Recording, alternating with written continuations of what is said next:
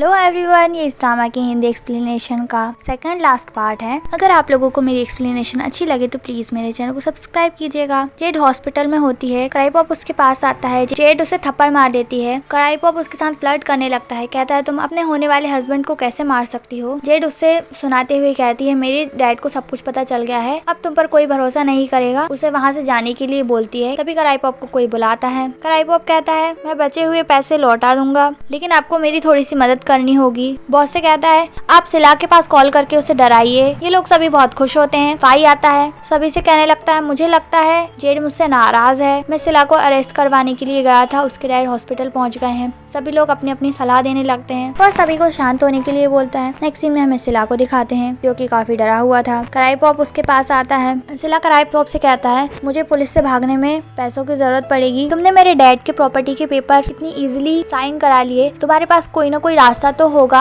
जिससे मैं बच सकूं जेल से। तभी बॉस आकर कहता है हम तुम्हें बचा सकते हैं, इसके लिए बस हमें तुम्हारी बहन की मदद की जरूरत पड़ेगी। वैसे भी क्राइपॉप तुम्हारी बहन को बहुत पसंद करता है और उसे अपनी वाइफ भी बनाना चाहता है। सिला ये सब सोचने लगता है। यहाँ जेड बहुत परेशान होती है उसकी डैड की ऐसी हालत देखकर। उसे इस समय कहीं ना कहीं फाई की गलती भी लग रही थी। नेक्स्ट सीन में फाई जेड से मिलने उसके फार्म में पहुँचता है। सभी वर्कर्स लोग फाई को मारने वाले होते हैं। जेड आकर उन्हें रोकती है। फाई जेड से बात करने के लिए कहता है। जेड उस पर नाराज होती है। फाई उसे समझा रहा होता है तुम्हारे भाई ने क्राइम किया है। जेड कहती है तुम्हारे पास कोई एविडेंस है तो मुझे दिखाओ। उसे उसके डैड की बात भी याद थी। पाक ने भी हेल्प की है क्राइपॉप की लैंड को उसके नाम पे कराने। फाई कहता है तुम्हें कुछ भी नहीं पता है। उसे उसके घर लेकर जाता है। किम उसे बताता है तुम्हारा भाई फाई को मारना चाहता था, उन्होंने मुझे फाई समझकर मारा। मैंने उसका चेहरा देख लिया था, इसलिए वो वहाँ से आग लगाकर भाग गया। खेम का डैड बताता है ये पहली बार नहीं है जो सिला ने ऐसा किया है। उसने मुझे धमकी दी थी अगर मैं उसकी बात नहीं मानूंगा तो वो मेरी बेटी की जिंदगी बर्बाद कर देगा, इसलिए मैंने उसकी बात मान के फाई की गाय को नुकसान पहुंचाया था। साग भी कहता है मैं तो मेरे फ्रेंड की हेल्प कर रहा था, मुझे नहीं पता था कि कौन से प्रॉपर्टी के पेपर्स हैं। मैंने विटनेस के तौर पर साइन कर दिए थे।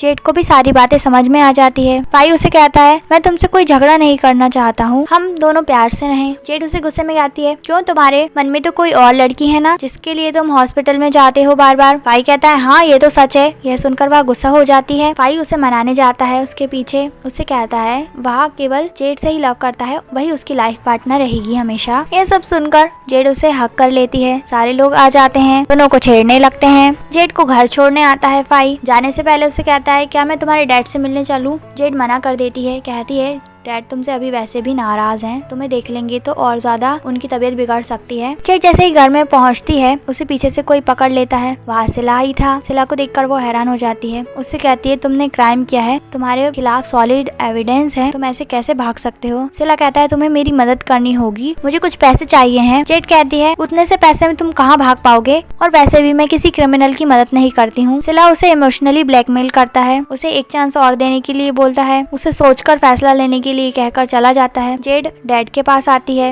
यहाँ डैड अभी भी सच नहीं मान रहे होते। कहते हैं वो लोग मुझसे नफरत करते हैं ना, इसलिए मेरे बेटे के पीछे पड़े हैं, उससे बदला ले रहे हैं। जेड उन्हें समझाने की कोशिश करती है। अगर सिला ने कुछ भी नहीं किया होता तो वो इस तरह भागता नहीं, यहीं रुकता। डैड कहते हैं ऐसा कुछ भी नहीं है, पुलिस भी उन लोगों के साथ मिली हुई है। नेक्स्ट डे जेड बैंक से पैसे निकलवा कर निकलती है। प्यूक और मिल्क उसे रास्ते में मिल जाते हैं। जेड जल्दी में थी, उन दोनों को एक्सक्यूज करके चली जाती है। मिल्क रेस्टोरेंट पहुँचती है। यहाँ फाई बैठा हुआ था। जेड सिला के पास कॉल करती है। सिला कहता है तुम पैसे ले आई हो क्या। वो कहती है हाँ मैं आ गई हूँ, तुम कहाँ पर हो। सिला वहीं छुपा हुआ था। यहाँ पर दो गुंडे आकर उसे पकड़ लेते हैं, उसे बेहोश कर देते हैं। क्राइपॉप आता है। यहाँ फाई को दिखाते हैं जो एक औरत को खाना खिला रहा होता है, लेकिन वो कुछ जवाब नहीं देती। ये वही औरत थी जिससे फाई हॉस्पिटल में मिलने आता है। फाई जब हॉस्पिटल से लौट रहा होता है, क्राइपॉप का उसके पास कॉल आता है। उसे पता चलता है कि जेड उसके पास है। यह सुनकर फाई जेड की बहुत चिंता करने लगता है। यहाँ जेड को होश आ जाता है। जेड उसे बुरा भला कहने लगती है। क्राइपॉप उसे थप्पड़ मार देता है। जेड उसे कहती है मेरा भाई यही है, वो तुम्हें नहीं छोड़ेगा। यह सुनकर क्राइपॉप हंसने लगता है। उसे बताता है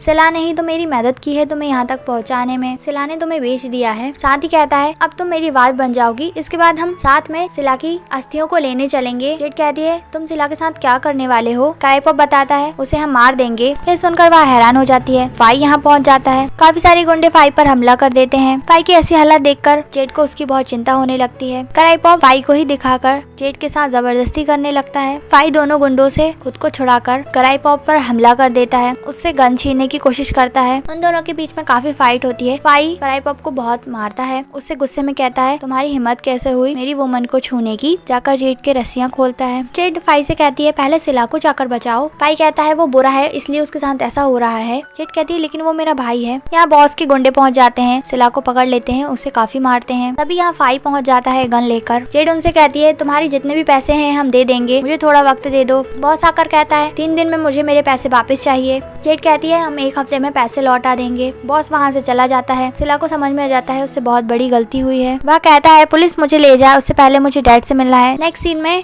डैड सिला पर बहुत गुस्सा कर रहे होते हैं, उन्हें सारी सच्चाई पता चल गई थी। जेड और फाई डैड को रोकने की कोशिश कर रहे होते हैं। डैड उससे चिल्लाते हुए कहते हैं तुम तुम्हारी बहन के साथ ऐसे कैसे कर सकते हो। सिला माफी मांगने लगता है। जेड डैड से कहती है कराईपॉप ने इसका ब्रेन वॉश कर दिया था डैड। डैड उसे काफी सुनाते हैं, बेहोश हो जाते हैं। नेक्स्ट सीन हमें हॉस्पिटल का दिखाते हैं। जेड सिला से कहती है डैड तुमसे एंग्री नहीं होंगे अगर तुम अपने क्राइम को कबूल कर लो। सिला को अपनी गलती का एहसास होता है, वो जेड से माफी मांगता है, उसे हक करता है। यहाँ पुलिस भी आ जाती है। सिला फाई से माफी मांगता है जाने से पहले, मैंने तुम्हारे साथ पास्ट में जो भी बुरा किया है उसके लिए और सबसे ज्यादा पिम के साथ बुरा किया है उसके लिए मुझे माफ कर देना। फाई उसे बहुत गुस्से में देख रहा होता है। अब ये पिम कौन है वो तो हमें आगे पता चलेगा। जेड बहुत परेशान होती है, कहती है मेरा भाई जेल चला गया, मेरे डैड हॉस्पिटल में है, हमारा लैंड भी चला गया। फाई कहता है तुम चिंता मत करो, मैंने दिन से बात की है, उसके लिए हम केस कर सकते हैं, मैं सब कुछ हैंडल कर लूंगा। जेड फाई से पूछने वाली होती है पिम कौन है, सिला किसकी बात कर रहा था। तभी पीछे से डॉक्टर आती है। फाई से कहती है आओ मैं तुम्हारी चोटें देख लूं। ये दोनों डॉक्टर को देखकर हैरान हो जाते हैं। फाई की बहन होती है नाम, उसकी मरहम पट्टी करती है। फाई कहता है तुम मेरी शादी के लिए आई हो ना। नाम कहती है नहीं तुम्हारे फ्यूनरल के लिए आई हूँ, तुम्हारी हालत देखकर मुझे ऐसा लग रहा है। यहाँ डैड को होश आता है, उन्हें अपनी गलती का एहसास हो गया था। कहते हैं शुरुआत से गलती मेरी ही थी, जो मैंने अपने बच्चों को नफरत करना ही सिखाया। जेड उन्हें समझाती है डैड आप ऐसा मत सोचिए। जेड को देखकर कहते हैं मैं बहुत खुश हूँ जो तुम मेरी बेटी हो, उससे सॉरी बोलते हैं। जेड उनसे कहती है आप चिंता मत कीजिए, हमें हमारा सब कुछ वापस मिल जाएगा। घर पर नाम से मॉम पूछ रही होती है जेड के डैड को हॉस्पिटल से लीव कब मिल जाएगी। नाम बताती है 2-3 दिन में वह डिस्चार्ज हो जाएंगे। ये लोग बात कर रहे होते हैं कि जेड के डैड की मदद कैसे की जाए। लोम फाई से कहता है तुम्हारे पास बहुत अच्छी अपॉर्चुनिटी है, इसे हाथ से मत जाने देना। दिन फाई के कान में बोलता है अगर जेड प्रेग्नेंट हो जाएगी तो सब बहुत अच्छा हो जाएगा। नाम कहती है तुम लोग क्या खुसुर फुसुर कर रहे हो। वह तीनों कुछ नहीं बताते। नाम कहती है मुझसे भी सिगरेट रखने लगे हो। नेक्स्ट सीन में जेड नाम से उसके डैड के बारे में पूछती है। नाम उसे कहती है तुम्हारे डैड ठीक है। जेड उससे पूछने लगती है नाम 2 मंथ से मेरे पीरियड्स नहीं आए हैं। नाम उसे समझाती है तुम स्ट्रेस में हो, तुम्हारी नींद भी अच्छे से पूरी नहीं हो पा रही है, इस वजह से तुम्हारे पीरियड्स लेट होंगे। इसके अलावा एक रीजन और हो सकता है। जेड पूछती है क्या। नाम उससे कहती है प्रेगनेंसी। जेड सोच में पड़ जाती है।